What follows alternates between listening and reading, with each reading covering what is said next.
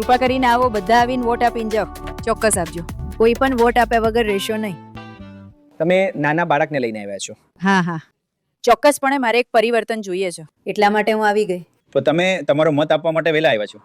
હા. આજે તમારા શું વિચારો છે?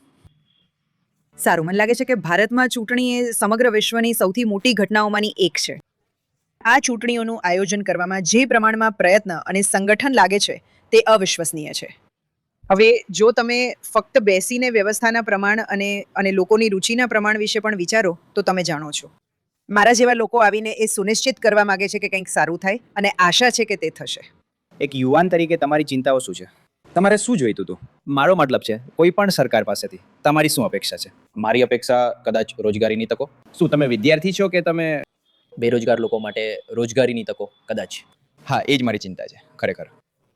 મોટાભાગના લોકોને ખરેખર સારી નોકરી નથી મળી રહી, એટલે મને લાગે છે કે તેમણે એ બાબતો પર ધ્યાન આપવું જોઈએ. તેમને વધુ સારી રોજગારીની તકો આપવા વિશે એ મારી. અને તમને લાગે છે કે તમે જે પરિવર્તન ઈચ્છી રહ્યા છો તેનાથી તે થશે? હા. અભિનંદન, તમે તમારા મતાધિકારનો ઉપયોગ કર્યો. આભાર. અમે અહીં આવીને ખૂબ જ ખુશ છીએ.